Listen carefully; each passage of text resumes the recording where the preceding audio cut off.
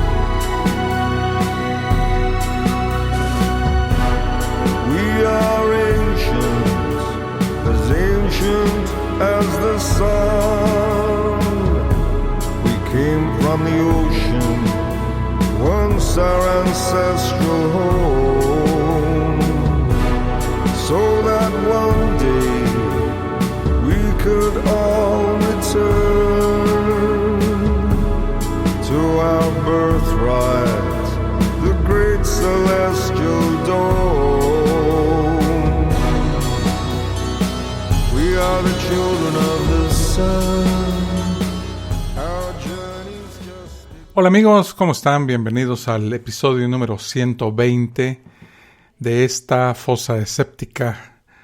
Les doy la más cordial bienvenida. La verdad es que me da mucho gusto estar en contacto con todos ustedes. Hoy hablaremos del cuerpo humano, porque una de las excusas que más suelen utilizar algunos creyentes para demostrar la existencia de Dios es la famosa perfección del cuerpo humano. Lo que nos dicen los religiosos es más o menos así. ¿Cómo se te ocurre decir que Dios no existe? ¿Acaso no ves el diseño perfecto del cuerpo humano?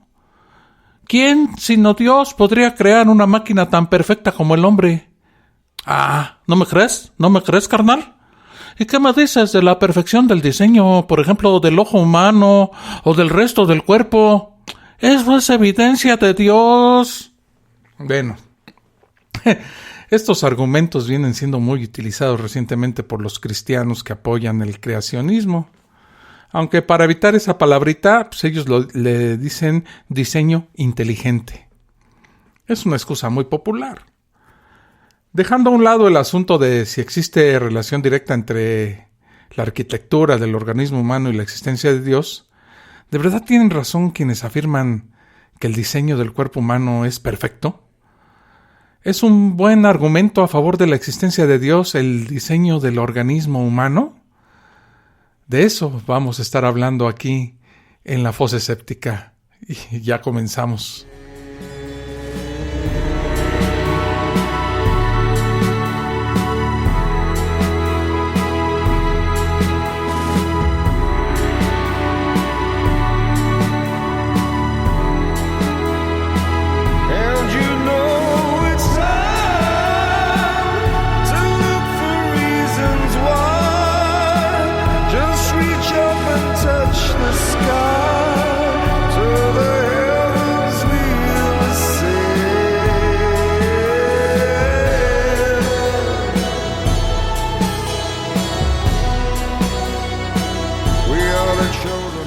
Bueno, contestando de una vez la pregunta, ¿es un buen argumento en favor a la existencia de Dios el diseño del organismo humano, del cuerpecito que tenemos nosotros?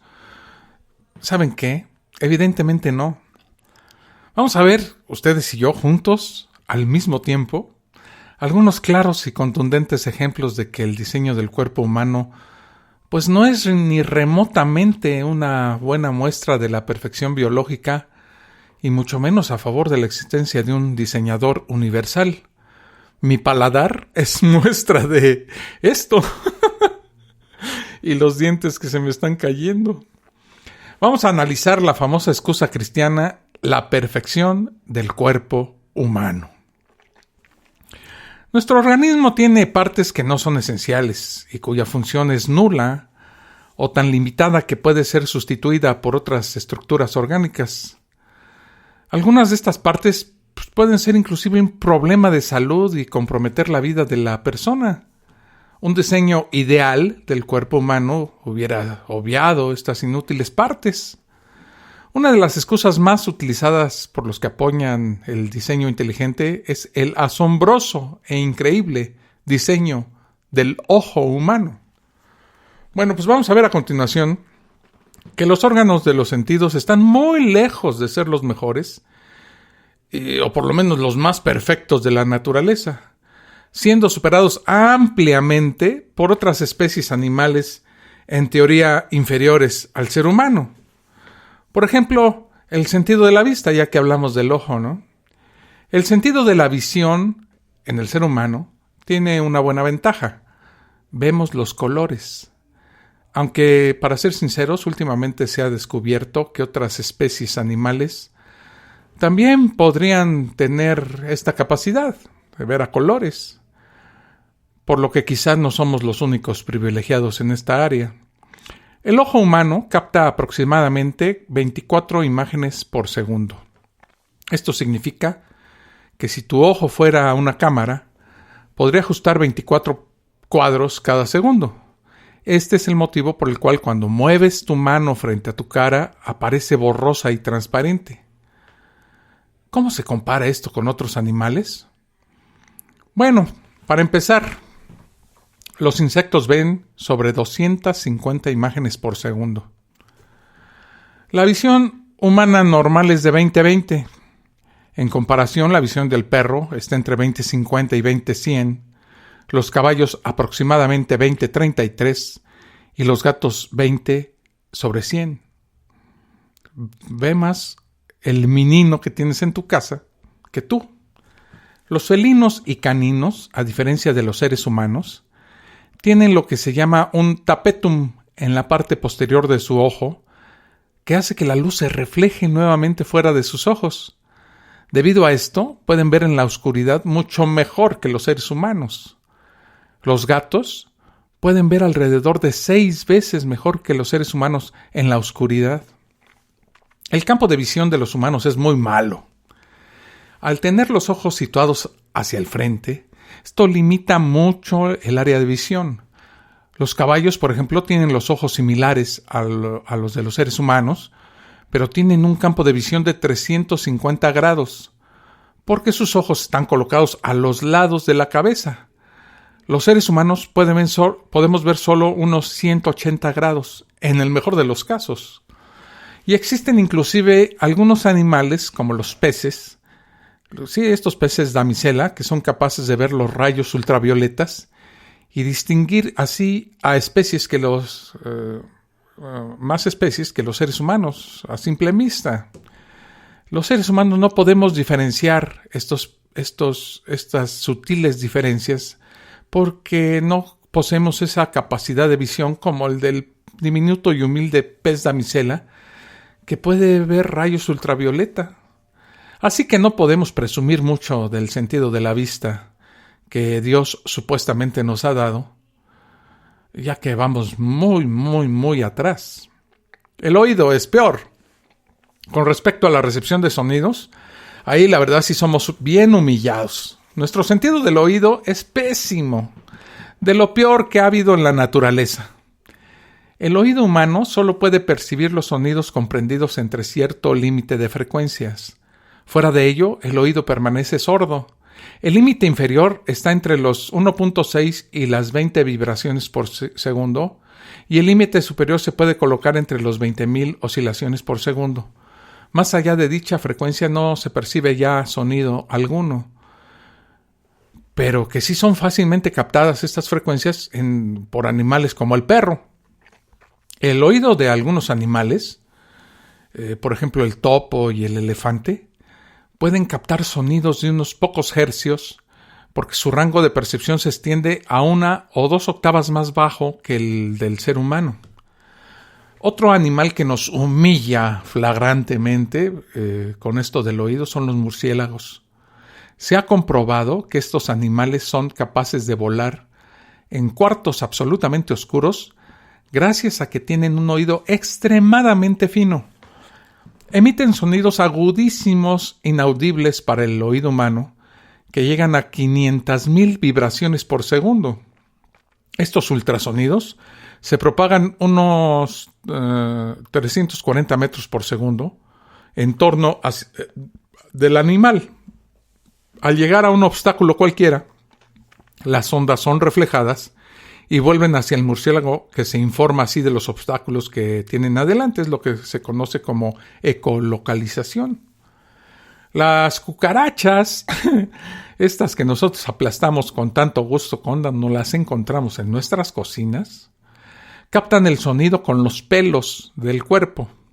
Estos pelos son lo bastante sensibles para detectar el menor movimiento del aire producido por las ondas sonoras.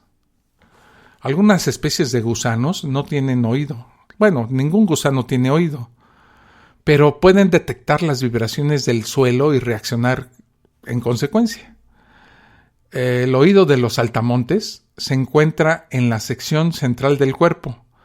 Los grillos tienen los oídos, imagínense dónde, en las rodillas. ¿Y el olfato? No, hombre. Si el oído humano es malo, con el olfato estamos más que reprobados. Es uno de los peores sentidos que posee el hombre. Al evolucionar, esto tiene una razón, ¿no? Porque al evolucionar el hombre y erguirse en 2 patas y dejar de arrastrarse en 4, la nariz se alejó del suelo y dejó de ser útil como método básico de supervivencia. Por eso nuestro sistema olfatorio se atrofió y el morro nasal, la nariz, se redujo drásticamente, disminuyendo así la cantidad de mucosa olfativa útil. Inclusive nuestras mascotas caninas nos llevan la delantera por mucho en esta área. Se estima que los perros tienen aproximadamente 50 veces más receptores olfativos en la nariz que el ser humano. Porque en el humano hay aproximadamente 5 millones de células olfativas frente a las 200 o 300 millones presentes en la nariz de un perro. Además, el área cerebral dedicada al olfato es 40 veces mayor en los perros. Ambos hechos harían disfrutar a los perros de un olfato entre 10,000 y 100,000 veces más potente que el del hombre. Otra característica que contribuye al mejor olfato de los perros es que en su nariz el aire inhalado y exhalado no se mezcla. Los humanos, al igual que los perros, pueden inhalar y exhalar a través de la nariz. La diferencia está en que en la nariz del hombre ambas corrientes se mezclan y como consecuencia el olfato es mucho menos nítido al mezclarse también las moléculas responsables del olor. En el perro, el aire inhalado y exhalado no se mezclan, pudiéndose identificar de forma mucho más clara las diferentes moléculas responsables de los olores que vienen en el aire que uno inhala. Bueno, pero los osos son los animales terrestres con el sentido del olfato más fuerte. Se dice que el oso grizzly puede detectar carroña a 30 kilómetros de distancia. Imagínense que tuviéramos esa capacidad olfativa. La verdad, a veces sería medio desagradable, ¿no? Que tú dijeras, estoy en la oficina y mi mujer se acaba de tirar un gas en la casa que está a 30 kilómetros de distancia. El gusano de seda, el macho, es considerado el insecto con mejor olfato. Se estima que puede detectar olores a grandes distancias. Por ejemplo, puede detectar las feromonas de las hembras a una distancia de hasta 8 kilómetros. Las moscas tienen también un excelente olfato. Aunque no en la nariz, las moscas huelen con sus patas.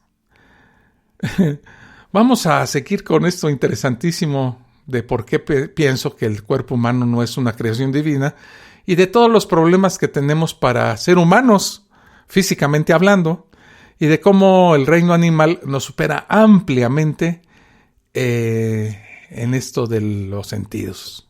Ya regreso. Estás escuchando La Fosa Escéptica, un lugar para ejercitar la mente.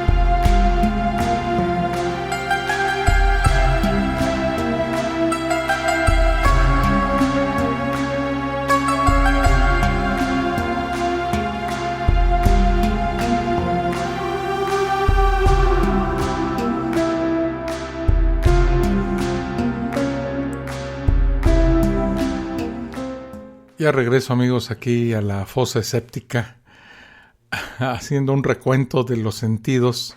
Nos quedamos, ya vimos lo del oído, lo del gusto, y ahora vamos al tacto. Una gran mayoría de animales poseen mecanorreceptores que pueden detectar los cambios de presión, y otros poseen en su piel un gran número de terminaciones nerviosas muy sensibles, como las almohadillas de los felinos. Inclusive algunos animales utilizan el sentido del tacto para comunicarse. Los miembros de una colonia de hormigas, por ejemplo, se lamen y se rozan a cada momento. Estas actividades refuerzan los vínculos sociales de las hormigas. Interesante, ¿no? La comunicación táctil en las abejas ha interesado especialmente a los investigadores a causa de su complejidad. Bueno, hasta los cocodrilos tienen el sentido del tacto más desarrollado que las personas. Un nuevo estudio señala que las protuberancias en el cuerpo de cocodrilos y caimanes tienen ahí nervios de alta precisión que responden a muy tenues niveles de presión y vibración. Algunos pueden incluso detectar vibraciones en un rango de 20 a 35 Hz, mientras que otros pueden responder a niveles de presión que son demasiado tenues para que las yemas de los dedos humanos las puedan detectar. Pero no solo nuestros 5 sentidos dejan mucho que desear, sino que hay sentidos que ni siquiera poseemos. Sensores infrarrojos, por ejemplo, las culebras y las víboras, tienen en la cabeza unos órganos sensibles a la temperatura que les permiten identificar el calor corporal de sus presas. O la electrorecepción es esta capacidad de detectar campos eléctricos. Muchos peces tienen un sentido de electrorecepción, el cual estaría asociado al sistema de la línea lateral. Los tiburones, por ejemplo, poseen electrorecepción. Les permiten percibir los campos eléctricos. De este modo localizan a las presas, incluso cuando éstas se encuentran camufladas. O la magnetorrecepción es la capacidad de detectar campos magnéticos. Los primeros animales en los que se descubrió este sentido, ¿saben cuáles fueron? Las palomas y las palomas mensajeras. A posteriori se descubrió que también lo tenían otras aves. Algunas tortugas e inclusive insectos como las abejas tienen esta magnetorrecepción. Y la ecolocalización, de la cual ya hablamos, que es la capacidad de orientarse y desplazarse emitiendo sonidos, recibiendo e interpretando el eco recibido como hacen los murciélagos, los delfines y algunos otros cetáceos. Así que en el área de los sentidos, el ser humano no es para nada destacable o superior. Estamos, señoras y señores, reprobados. Pero hay otras cosas que produce o que sufre nuestro cuerpo y que nos hacen un animal muy defectuoso. Por ejemplo, las enfermedades. El ejemplo clásico de que nuestro cuerpo está pésimamente diseñado, pues son las enfermedades. Cada vez que nos enfermamos, significa que nuestro organismo ha tenido una falla y que debe de tratar de ser reparada lo antes posible a través de la intervención humana. Hablemos un poco de las enfermedades infecciosas. Nuestro cuerpo está a merced de un sinnúmero de microorganismos que alteran el equilibrio somático y mellan nuestra salud, pudiendo ocasionar inclusive la muerte. Bacterias, virus, hongos y una infinidad de bichos raros, como el coronavirus, nos afectan y estas están todos preparados para invadirnos al menor descuido. ¿Y los parásitos? Bueno, estas enfermedades parasitarias son tan frecuentes que parecen diseñadas para convivir y afectar negativamente a sus huéspedes humanos. Las muertes infantiles en países del tercer mundo por parásitos son lamentablemente tan frecuentes que ya ni sorprenden. Lo que sí parece estar bien diseñado son estos animalitos, ¿no? Y las enfermedades y deformaciones genéticas, bueno, el solo hecho de que existan personas que nacen ya con enfermedades y deformaciones es el mejor ejemplo de una mala planificación orgánica. Las alergias, las enfermedades autoinmunes, las enfermedades hormonales, son más ejemplos de la imperfección corporal. Las enfermedades cardíacas, las respiratorias, las enfermedades renales. Estas tres condiciones, las enfermedades cardíacas, respiratorias y renales, se llevan el honor de matar más personas que cualquier otra. Cuando estos sistemas fallan, la perfección del hombre se va a la meritita chingada. ¿Y el cáncer? Uno de los peores defectos del organismo es el cambio de la estructura de crecimiento que a veces sufren algunas células, pues multiplicándose rápida y agresivamente, devorando todo a su paso. El cáncer parece ser el típico ejemplo de que quienes parecen estar bien diseñadas son ciertas enfermedades. Otro de los problemas que tiene el ser humano, el cuerpo humano, es el cómo se alimenta. Sí, nuestro cuerpo necesita alimentos para obtener energía, también proteínas, vitaminas, minerales, etcétera, ¿no?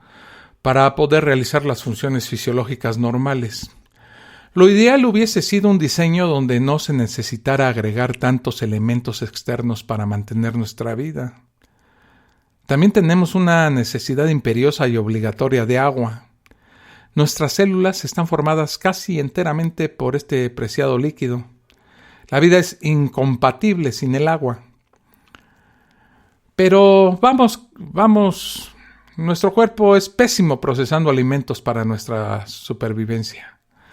Sí, las proteínas están formadas por aminoácidos y nuestro cuerpo es tan imperfecto que hay ciertos aminoácidos que no podemos sintetizar y que debemos obtener a través de la dieta, mientras otras especies menores sí pueden sintetizarlos. Nosotros debemos sufrir ingiriéndolos de forma obligada. Otra cosa que apesta de nuestro organismo es la capacidad de procesar la celulosa. Mientras otras especies animales como los herbívoros tienen la capacidad de romper la pared celular de las células vegetales para aprovechar al máximo el consumo de forrajes, pastos y plantas, el ser humano no puede, quedándose muy detrás en los procesos de eficiencia alimentaria. Lo mismo ocurre con los métodos de procesar el agua. Nuestra dependencia al agua es tal que un par de días sin ingerirla, pues es grave para nuestra salud porque comenzaría a decaer. Hay otras especies animales que poseen una capacidad de aprovechar el agua de una forma más eficiente. Inclusive un gran defecto de nuestro organismo es la incapacidad de metabolizar y aprovechar el agua de mar, pues que es mucho más abundante que el agua dulce. Si Dios hubiera pensado que iba a ser el agua salada, ¿Por qué no le dio este supuesto Dios la habilidad al hombre para procesar el agua de mar? Interesante, ¿no? Pero no solo tenemos problemas con los alimentos que ingerimos. Nuestro metabolismo corporal es de lo peor. Comenzando por el genio que nos puso a respirar oxígeno. El oxígeno es apenas el 21% del aire que respiramos, mientras que el nitrógeno constituye el 78% del aire que entra en nuestros pulmones. Un ser inteligente hubiera diseñado un organismo que respirara nitrógeno y no oxígeno, prolongando de esta manera nuestras posibilidades de vivir. Respirar bajo el agua, forget it, olvídenlo. Nuestro organismo no está diseñado para procesar el oxígeno cuando está en forma líquida. Otro gran desliz de nuestro organismo es la forma como nos adaptamos a la temperatura. Somos homeotermos. Estas palabras se me dificultan. Homeotermos, o lo que es lo mismo, tenemos una temperatura corporal constante de unos 37 grados.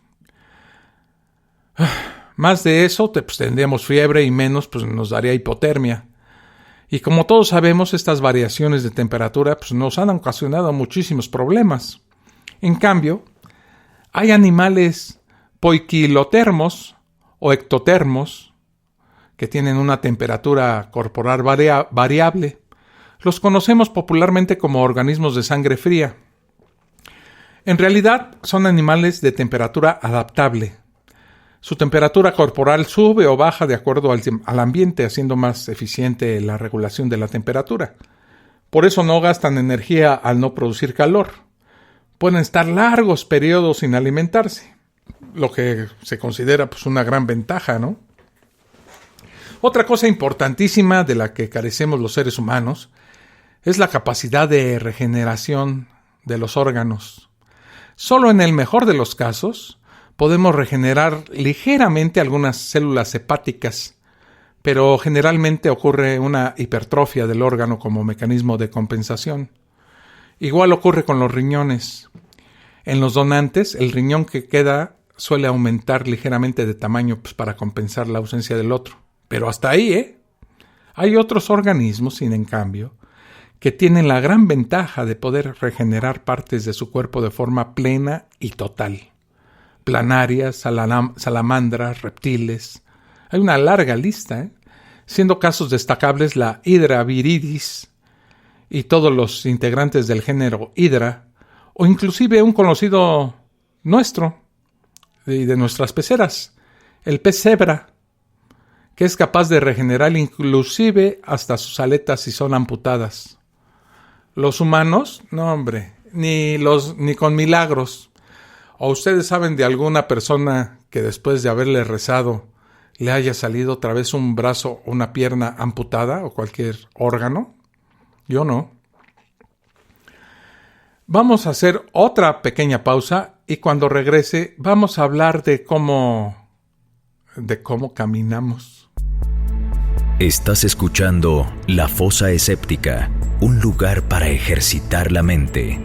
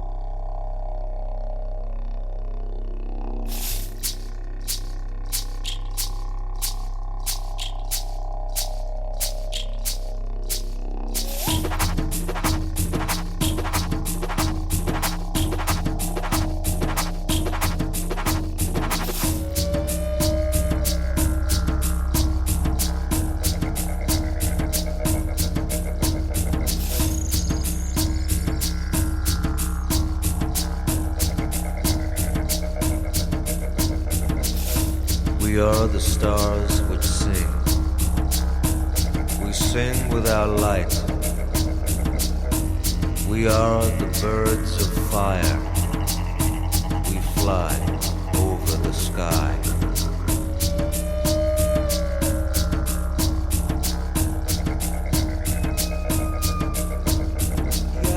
Our light is a voice. We make a road for the spirit to pass over.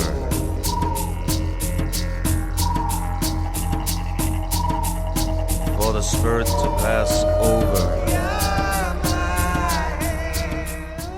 Ya regreso aquí a la fosa escéptica. ¿Cómo caminamos, Bueno, la forma y manera como nos movemos es también muy inferior al resto de las especies animales que pueblan la Tierra. Los mecanismos de locomoción humana son bastante primitivos y no son para nada un ejemplo de buen diseño. ¿Por qué le digo esto? Bueno, la condición natural de desplazamiento del ser humano es a través de la tierra, caminar o correr. Y comparados con otras especies somos muy, pero muy malos en esto de caminar o de correr. Anatómicamente somos bípedos y eso nos hace ser muy lentos. Por ejemplo, Usain Bolt, el gran corredor, corrió los 100 metros en 9.58 segundos, lo que vienen a ser como 37,5 kilómetros por hora, pero solo por muy corto periodo de tiempo. En carreras largas, como en los maratones, los mejores humanos en el área hacen 20 kilómetros por hora, lo cual es irrisorio comparado con otras especies. Por ejemplo, el elefante africano puede correr 40 kilómetros por hora, el asno salvaje 50 kilómetros por hora, el lobo gris 60 kilómetros por hora, el correcaminos 67 kilómetros por hora o la liebre 75 kilómetros por hora. Pero el mamífero campeón en velocidad punta es el guepardo africano o chita, que puede llegar a alcanzar velocidades hasta de 115 kilómetros por hora, aunque hay que decir que también esa velocidad no la sostiene por mucho tiempo. Entre los bípedos terrestres como nosotros, somos francamente humillados por el avestruz, que puede llegar a la increíble velocidad de 90 kilómetros por hora. En tierra, los humanos no somos ni con mucho los mejores en este terreno. ¿Y en el agua? No, pues en el agua somos de verdad lentos, ¿no? El elemento líquido tampoco es el preferido para los seres humanos. Nuestro cuerpo no está diseñado para desplazarnos en el agua, lo que nos hace ser muy torpes cuando lo intentamos. Los récords de natación en humanos es de 50 metros libres, 8.4 kilómetros por hora. Y en 1500 metros libres, 6 kilómetros por hora. Veamos lo que hacen otras especies. El tiburón azul, 70 kilómetros, el atún rojo, 70 kilómetros por hora, el pez espada, 100 kilómetros por hora, y el pez vela, 109 kilómetros por hora. Pero el animal más veloz de los mares es sin duda el tiburón maco, llegando a alcanzar una velocidad de 124 kilómetros por hora. Nosotros los humanos, pues la verdad somos como un costal de piedras en el agua. En donde sí nos llevamos el mérito del peor diseño supuestamente divino es en el aire. El ser humano no está diseñado para volar bajo ninguna circunstancia. Solo a través del ingenio humano y de la invención de máquinas adecuadas es que el hombre ha podido a duras penas remontar los cielos. Los animales supuestamente inferiores al hombre, dominan el elemento aire a placer llegando a puntos verdaderamente impresionantes como los del pato serrucho que puede llegar a los 160 kilómetros por hora, el vencejo real a 200 kilómetros por hora, el águila real, esta impresionante maravilla de la naturaleza, 300 kilómetros por hora. Pero el ave más veloz es a la vez el ser vivo más rápido de todos, el halcón peregrino, que en los momentos más rápidos de su cacería es capaz de llegar a la increíble velocidad de 360 kilómetros por hora. Aún así hay un animalito muy interesante y que me llama mucho la atención, el vencejo común. Este pajarito no solo es extremadamente rápido, sino que es el animal que más vuela, es decir, el animal que más tiempo pasa en el aire. Los vencejos casi nunca se posan en la tierra, solo lo hacen cuando van a anidar. El resto del tiempo lo pasan en el aire, comen y hasta duermen volando. Inclusive sus patas están atrofiadas por la falta de uso. Según investigaciones basadas en seguimientos de vencejos anillados, hay algunos que en el lapso de un año pueden recorrer increíbles distancias como el ir y volver a la luna. ¿Cómo les quedó su imperfecto ojo? ¿Y de dormir? Bueno, dormir es una carga que llevamos todos los humanos. Es una de las grandes desventajas que tiene el ser humano. Es esta de dormir para recuperar las energías perdidas. Una persona que ha dormido en promedio 8 horas diarias ha perdido 1/3 de su vida sin hacer absolutamente nada útil. Esto sin duda es un diseño horrible, ya que ese valioso tiempo podría ser utilizado en otras cosas más provechosas, ¿no? Si nuestro cuerpo estuviese diseñado de forma ideal y perfecta, las horas de sueño serían mínimas y nuestra vida pues más productiva y aprovechable. ¿Cuál es la comparación? Bueno, algunos peces y tiburones necesitan estar siempre en movimiento para conseguir el oxígeno que necesitan para vivir. Este lo obtienen del agua al entrar por la boca y salir por las branquias. Así que no duermen. Más bien tienen periodos de letargo o de descanso. Los delfines y las ballenas pueden desconectar un hemisferio del cerebro y mantener el otro activo. Yo tengo amigos que parece que lo hacen, ¿eh? Estos animales, como los delfines y las ballenas, desconectan de alguna manera una parte del cerebro, lo que les permite mantener el movimiento y salir a la superficie para respirar mientras el primer hemisferio descansa. La jirafa dedica a dormir unas escasas 2 horas al día y no de forma continua, ¿eh? Lo hace en tandas de unos 7 minutos. Además, normalmente lo hacen estando generalmente de pie, al igual que los caballos, que solo duermen unas 3 horas al día.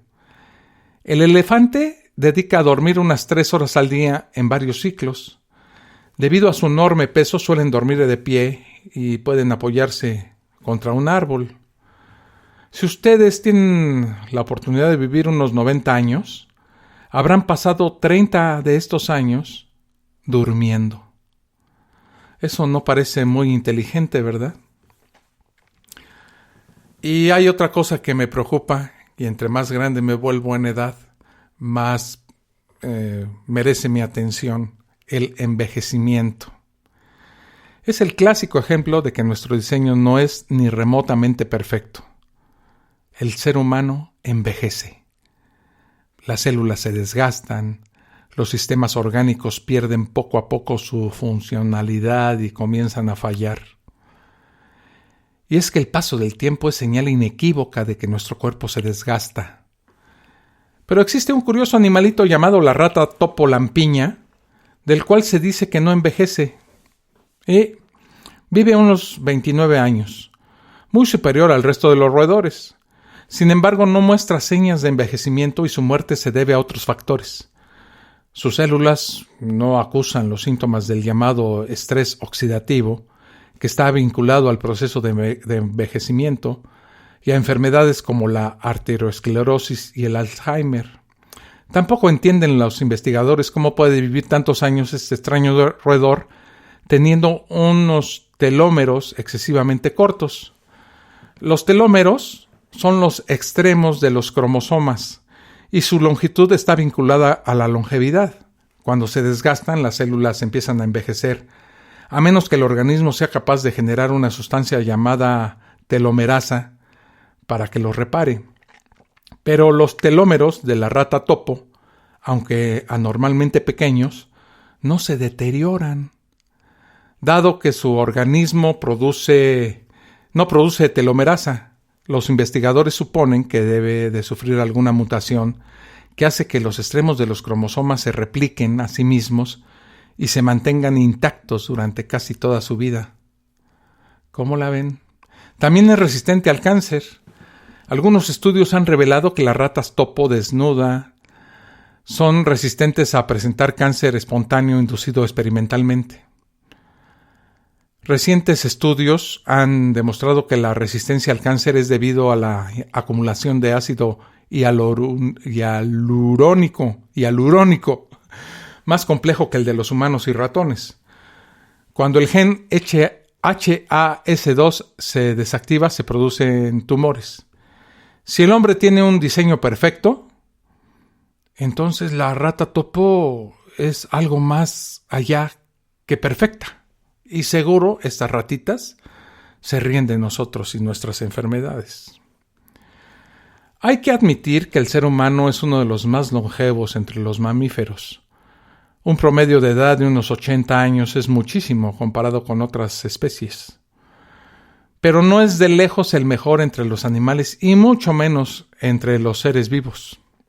La almeja, el espécimen más longevo encontrado, vivió 507 años. La ballena boreal puede vivir hasta 200 años. El gusano de tubo, entre los 170 y los 250 años. El erizo de color rojo, entre 150 y 200 años. La tortuga, hasta 180 años. Y el oro del Amazonas, lorito de las Amazonas, puede vivir hasta 80 años. Se dice que el cisne y algunas especies de esturiones pueden vivir 100 años. Y claro, las plantas son seres vivos como nosotros. Y nos sacan mucha ventaja en esto de la longevidad. Una secuoya puede vivir unos 3.500 años. El roble, el olmo, el castaño y otros son árboles que pueden vivir más de 3.000 años. La BBC de Londres ha publicado una nota donde menciona que Suecia ostenta el honor de tener en uno de sus parques el árbol vivo más antiguo del mundo, que ronda los 10.000 años de edad. Y es cuando agradecemos que nuestra suegra no sea una secuoya, ¿verdad? Imagínense una suegra que pudiera vivir 3.500 años. Ay, no. Una esponja gigante de mar fue encontrada en el fondo marino de la Antártida por unos biólogos alemanes. Se registró la edad, se hicieron estudios y se demostró que esta esponja gigante de mar tenía una edad de 10.000 años. Aunque no es oficial, este sería el ser vivo más longevo del mundo. Pero, ¿sabían ustedes que hay un ser vivo que es biológicamente inmortal?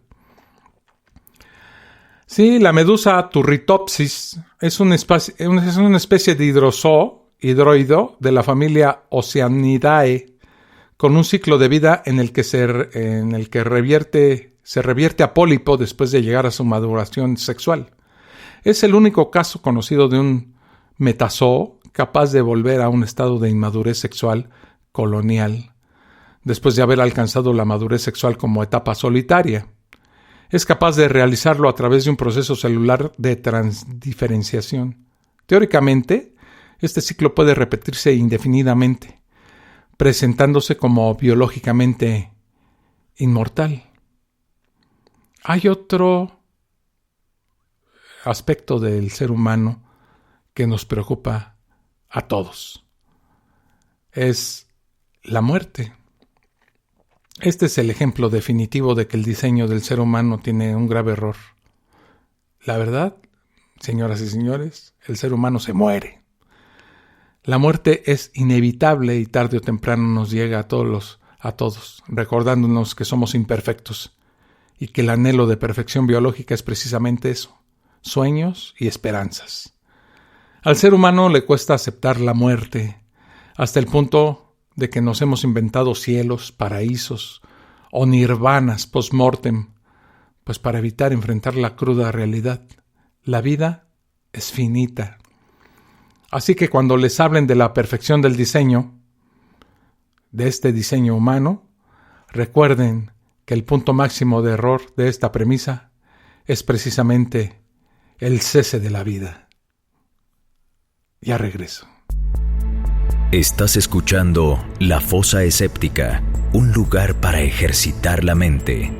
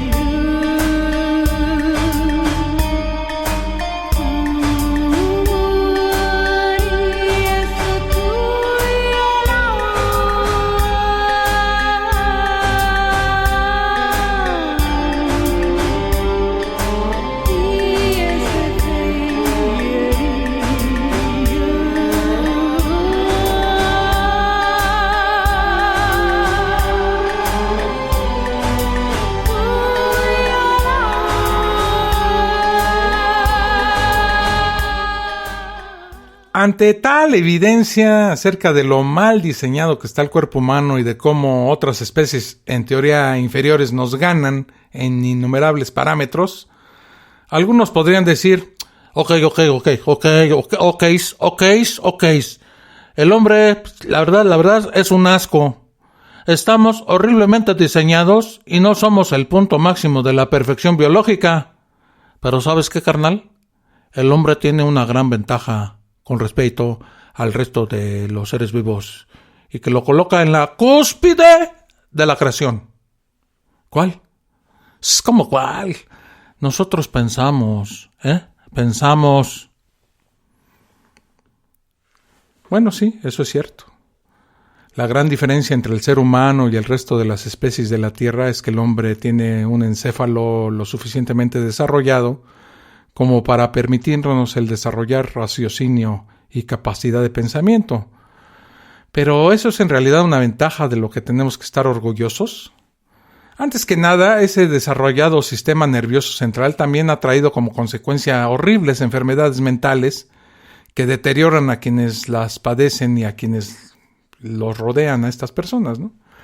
¿Para qué Dios nos dio un cerebro que es susceptible a tantas alteraciones que van desde el Alzheimer hasta la esquizofrenia? Y gracias a esa inteligencia, el hombre también ha cometido los crímenes más aberrantes y crueles en contra de nuestra misma especie. Irónicamente, los crímenes más brutales que ha infringido el hombre contra el hombre son de carácter religioso. Gracias a esa capacidad de pensar, el hombre hace daño, hace sufrir, oprime al prójimo, lo manipula, lo domina, lo destruye.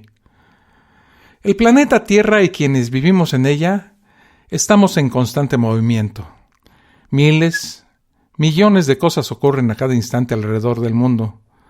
Cada segundo nuestra historia se llena de sucesos, algunos buenos, otros no son tan diferentes y muchos realmente malos.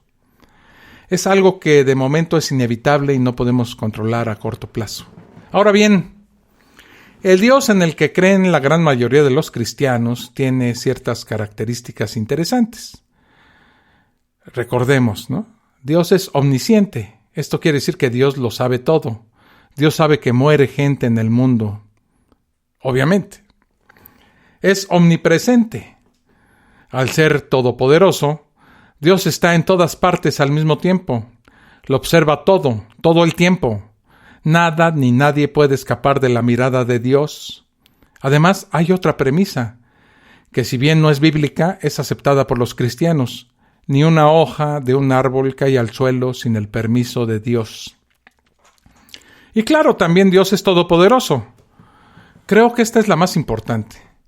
No tendría sentido creer en un Dios limitado e incompetente. La omnipotencia es básica en Dios. Creo que la gran mayoría de los creyentes estarían de acuerdo con todo esto. Pero, ¿saben ustedes cuántas personas mueren cada minuto sin que Dios mueva ni el más mínimo de sus invisibles e inexistentes dedos? ¿Cuántas desgracias ocurren en un instante ante la indiferencia de Dios? Vamos a ver algunos datos muy interesantes, curiosos y sobre todo lamentables, sobre algunos sucesos que ocurren a cada momento en nuestro mundo y que al parecer Dios pues se hace de la vista gorda, ¿no? Estos datos los he obtenido de diversas fuentes de la red y podrían divergir un poco unos con otros, pero la intención es clara, ¿no? Así que tomen su reloj, ¿ya lo tomaron? Y miren la hora. Veamos qué ocurre en el mundo en los próximos instantes. En el próximo minuto, 18 personas morirán de hambre. Un total de 107 personas morirán. Punto. Habrá 5 terremotos. Nacerán 250 bebés. Pero 113 de estos niños nacerán en la pobreza. Y 15 niños nacerán con defectos congénitos. Veamos otro dato parecido. Nacen 253 personas. Suman 15.18 cada hora. Y 364.35 al final del día. Son las que nacen. Y mueren 105 por minuto. O sea, 151.729 personas al día. Nacimientos. Entre muertes quedan en el mundo 148 personas cada minuto, 212.625 al día. La tasa de mortalidad mundial se eleva al 8.12%, es decir, casi 56 millones de decesos por año, lo que implica un poco menos de 2 muertes por segundo. La mortalidad infantil. Cerca de 29,000 niños menores de 5 años mueren cada día en el mundo. Esto significa que 21 niños pierden la vida cada minuto. Hay 6 causas principales que representan el 70% de las 10 millones de niños que mueren cada año en el mundo. La diarrea. Encontré algunos resultados. Está hablando Siri. Te los enviaré a tu iPhone. Perdón por esta interrupción de Siri. Tenemos la diarrea como causas que representan la muerte de los niños, la malaria, las infecciones neonatales, la neumonía y un parto prematuro o falta de oxígeno en el nacimiento. Son los países en desarrollo los que pagan el precio más alto. Un niño en Etiopía tiene un riesgo 30 veces mayor de morir antes de los 5 años que un niño de Europa Occidental. En Asia del Sur y Central es donde se producen la mayor cantidad de muertes neonatales. Al sur del Sahara, en África, se halla la más elevada tasa de mortalidad infantil. Solo 10 países acumulan 2/3 de la totalidad de las muertes infantiles. Alrededor de 29,000 niños y niñas menores de 5 años, 21 por minuto, mueren todos los días, especialmente de causas que se podrían evitar. Más de un 70% de los casi 11 millones de muertes infantiles que se producen todos los años se deben a 6 causas: la diarrea, el paludismo, las infecciones neonatales, la neumonía, el parto prematuro o la falta de oxígeno, como ya vimos, ¿no? El dato anterior lo saqué de la UNICEF y nos deja una cifra realmente espeluznante. Cada 3 segundos muere un niño en el mundo. La BBC dice que en el 2011 murieron 3 millones de niños aproximadamente y la mitad de estos murieron por desnutrición, lo que significa que cada minuto murieron 5.7 niños. Cada 10 segundos muere un niño de hambre en el mundo. En la última década, la mortalidad por malaria en África se ha reducido a una tercera parte. Sin embargo, hoy en día, la enfermedad transmitida por la picadura de un mosquito sigue provocando la muerte de un niño cada minuto. 9 de cada 10 fallecimientos tienen lugar en el continente africano, especialmente en África Occidental. La hepatitis mata a 2 personas cada minuto. El 77% de las personas asesinadas son hombres y la mayoría tiene de 15 a 29 años. Las guerras causan 35 muertos por hora. Las muertes violentas serían más, muchas de ellas no se denuncian. Cada minuto es asesinada una persona en el mundo, es decir, 1,440 por día. Y cada hora mueren 35 como consecuencia directa de un conflicto armado. El 77% de las víctimas de homicidios son hombres, en su mayoría demasiado jóvenes para morir, entre los 15 y los 29 años. Los datos surgen del Informe Mundial sobre Violencia y Salud difundido por la Organización Mundial de la Salud. Y hay algo que me aterra y que vamos a ver ahorita que regrese. Es algo de verdad aterrador. Estás escuchando La Fosa Escéptica, un lugar para ejercitar la mente.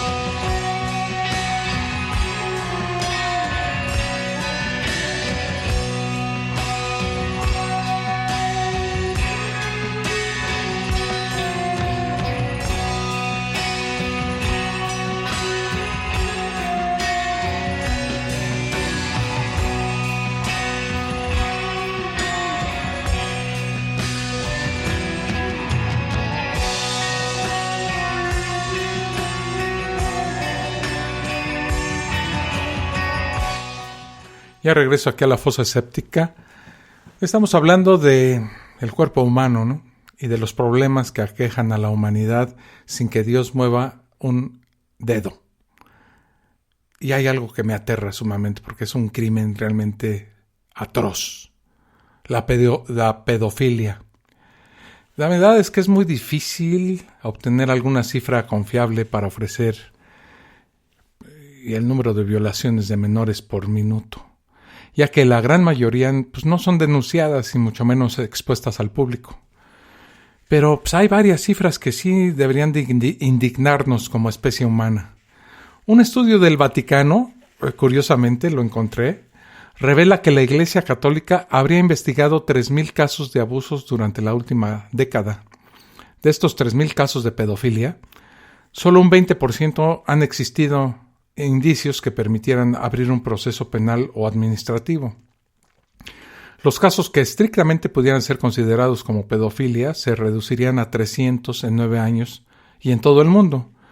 Una cifra que hay que poner en relación con un colectivo de más de 400,000 sacerdotes católicos. El mismo estudio del Vaticano señala que el 60% de los 3,000 casos estudiados se refieren a relaciones sexuales de carácter homosexual. Otro estudio en los Estados Unidos reveló que el 81% de las víctimas de abusos por parte de curas católicos eran hombres. En Gran Bretaña existen 30,000 personas incluidas en un registro de pederastas. En España se estima que más de 30,000 personas practican anualmente el turismo sexual con menores. En fin, podemos seguir colocando cifras, ¿verdad? Y más cifras, porcentajes y cálculos y más porcentajes y cuentas y números. Y la conclusión seguiría siendo la misma.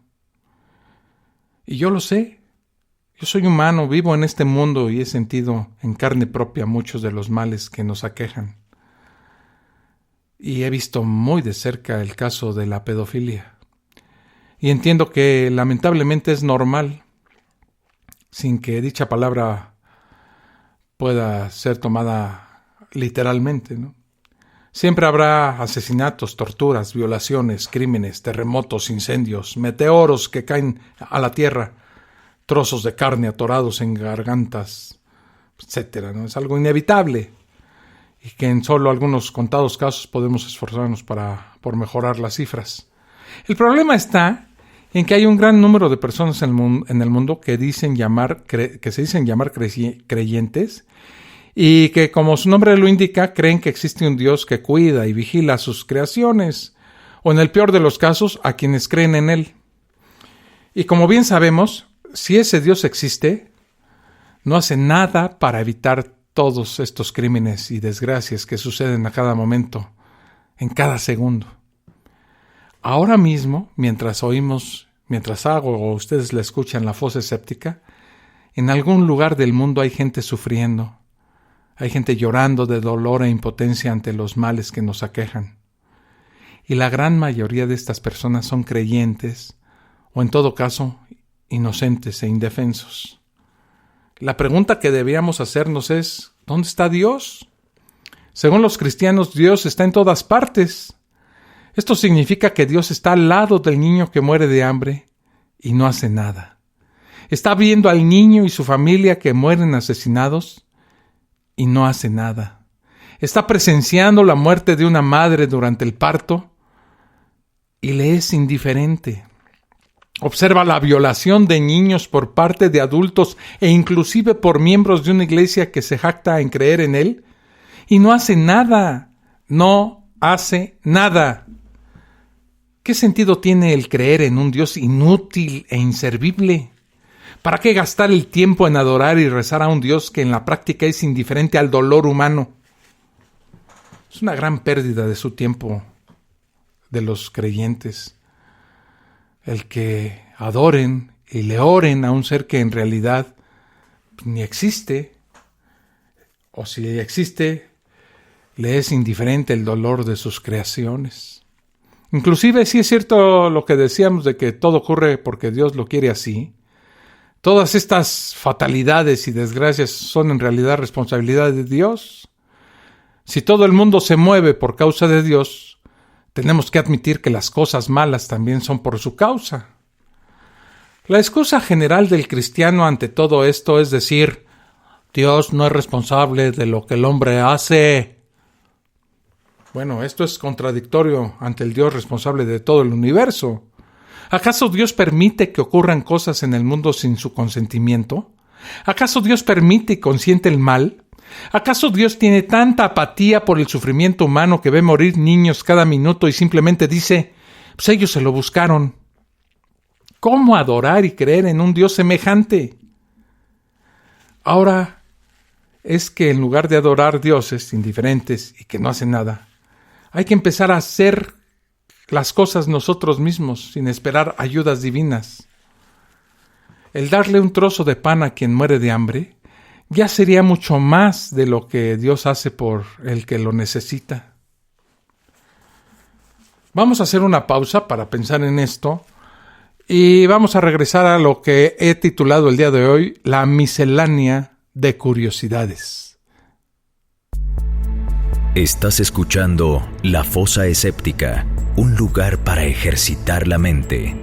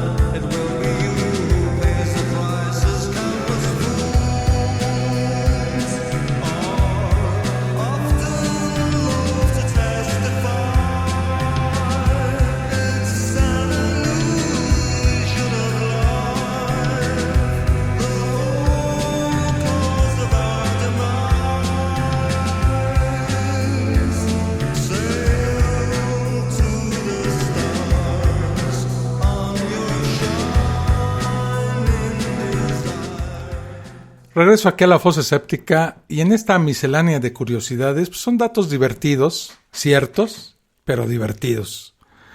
Vamos a ver una serie de cosas que van a ocurrir en el mundo durante el próximo minuto.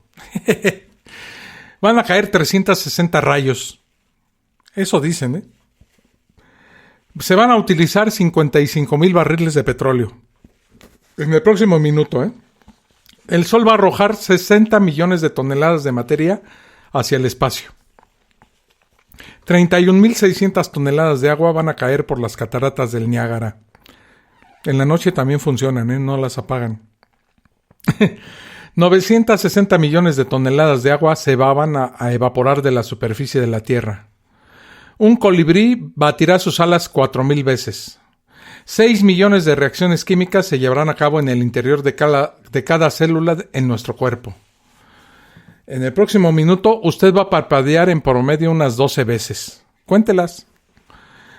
La empresa Nike ganará $36,000 en el próximo minuto. Bill Gates ganará $15,000 en el próximo minuto. Yo ya quisiera vivir con un minuto de Bill Gates al mes, ¿no? Mientras tanto, un trabajador de la fábrica Nike en Vietnam habrá ganado 10 centavos de dólar. En promedio, cada persona del mundo será un centavo más rica.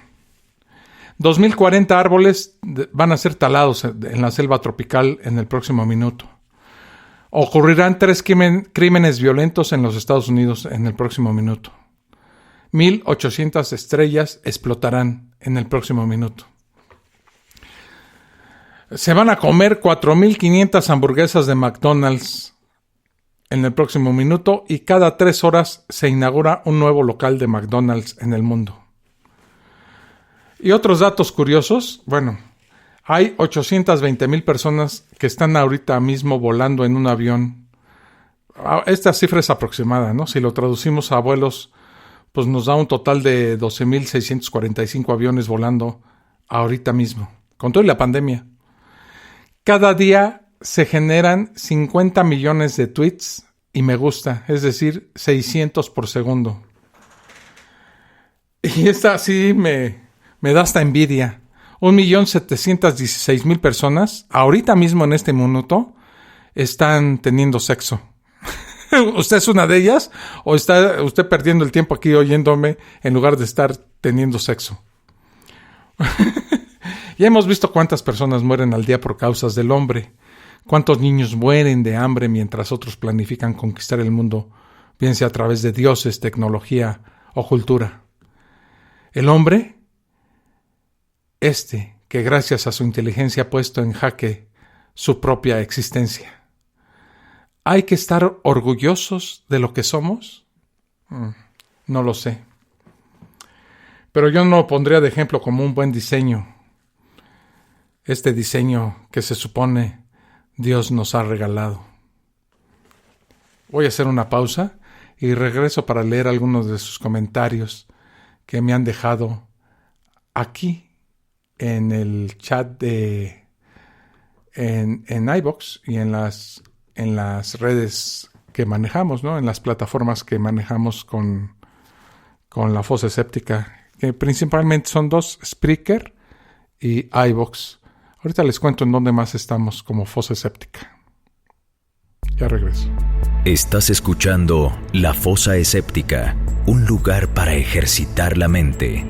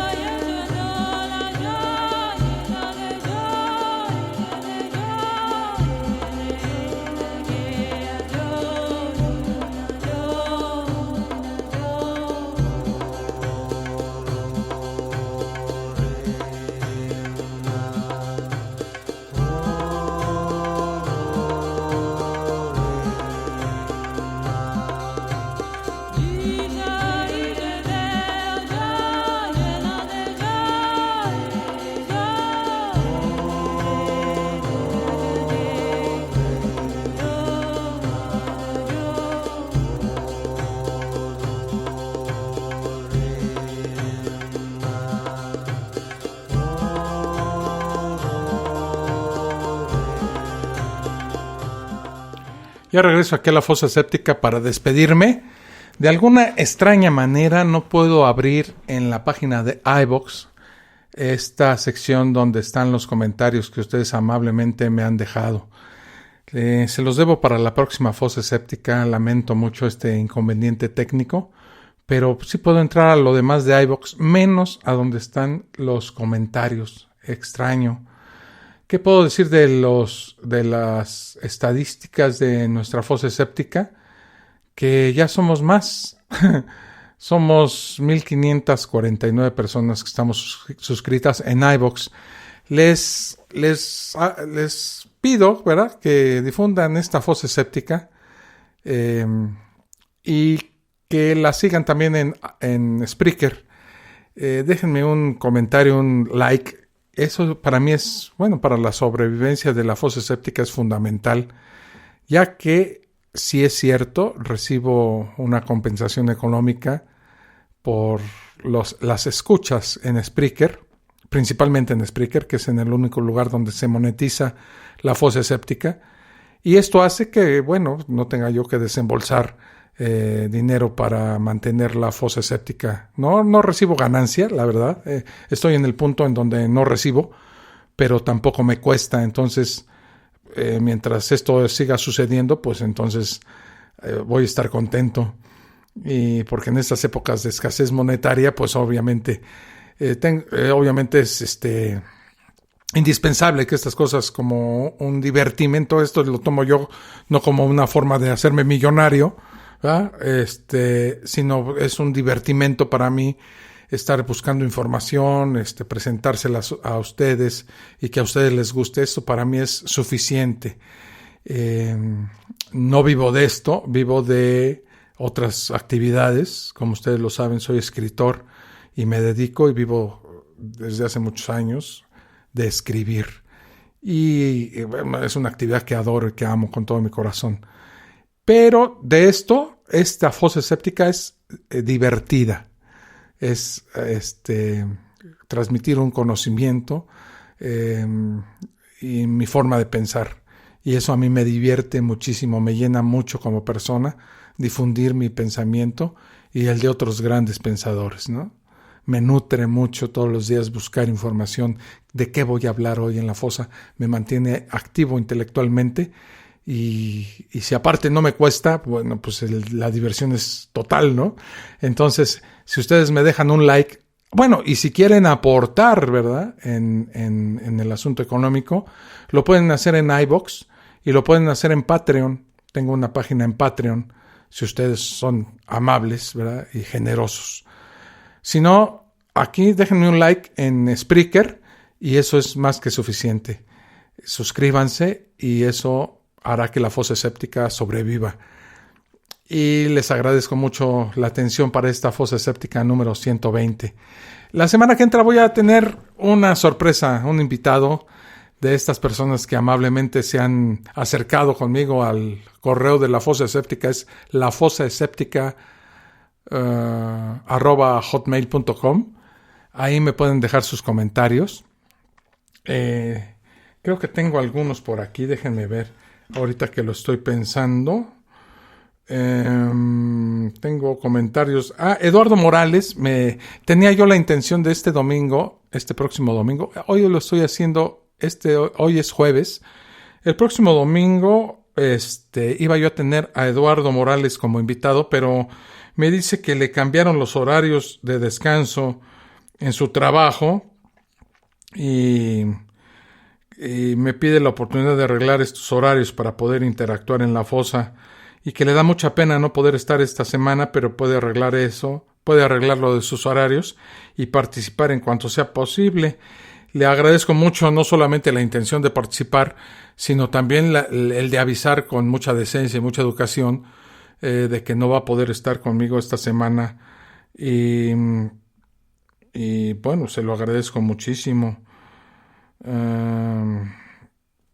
Y bueno, eso es todo. Dice Angels Fermín. Hola, ¿qué tal? Me mandó un mail aquí a lafosaséptica@hotmail.com. Dice, hola, ¿qué tal? Espero que todo esté en orden contigo. Tengo varios puntos que me parecen extraños que los haces con un tono de Dunning-Kruger effect. En tu episodio de que María era virgen me pareció desastroso. Te pido que lo escuches de nuevo y notes las varias falacias que cometes. Si quieres te detallaría. Pues sí, me gustaría que lo detallaras, mi estimado Angels. Aunque te voy a decir que como ser humano soy susceptible, ¿verdad? No soy perfecto, ni quiero serlo, ni lo pretendo. Y sí, estamos todos en medio de las falacias y es muy posible que yo haya cometido no una, sino miles, ¿verdad? Al momento de hacer la fosa séptica. Soy un ser humano, un ciudadano común y corriente. No me considero un erudito en ningún tema y mucho menos en estos que requieren un intelecto que yo honestamente no poseo. Articulo y me gusta razonar, pero no soy lo que se dice una chucha coherera, como se dice aquí en México, ¿verdad? Dice en el último episodio, que no es la primera vez que hace referencia al promedio de vida de la antigüedad, y es obvio que tu entendimiento es totalmente errado sobre a qué se refiere, o más bien qué significa o cómo se llega a este dato. Me gustaría que me lo aclararas, ¿verdad? Estamos aquí para aprendernos entre todos, ¿no? Déjame mencionar que tu podcast me parece informativo y por eso quisiera que seas más preciso en la información, ya que sabemos que muchas veces es más fácil citar lo que dijo alguien que actualmente encontrar la información. Me despido y un cordial abrazo. Espero que seas abierto a críticas y ten presente que no lo hago por odio, más bien porque sé que te gusta comunicar tus ideas y sé que podría influenciar a muchas personas. Te agradezco mucho tu mail, mi estimado Angels. Y te quiero decir que sí, estoy sumamente abierto a la crítica y a la discusión. Lo que me rechoca es el insulto barato y la denostación. Pero la crítica constructiva, la crítica, punto. Para mí no hay una crítica constructiva o negativa, hay crítica. Y esa es siempre bienvenida, ¿no?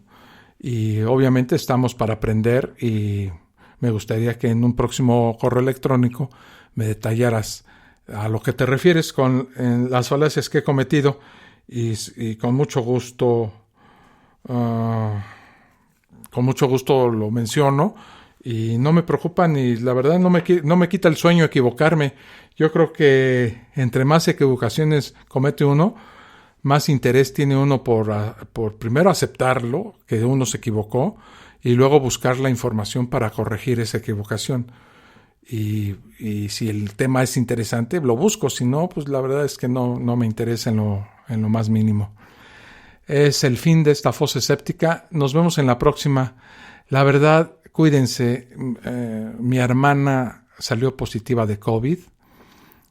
Afortunadamente los síntomas hasta el momento desde que le detectaron el coronavirus hasta el momento lleva domingo, lunes, martes, miércoles, jueves, 6 días con síntomas muy leves.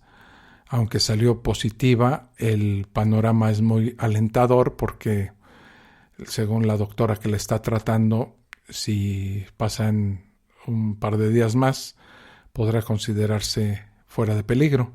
Entonces, la verdad es que hay que cuidarse.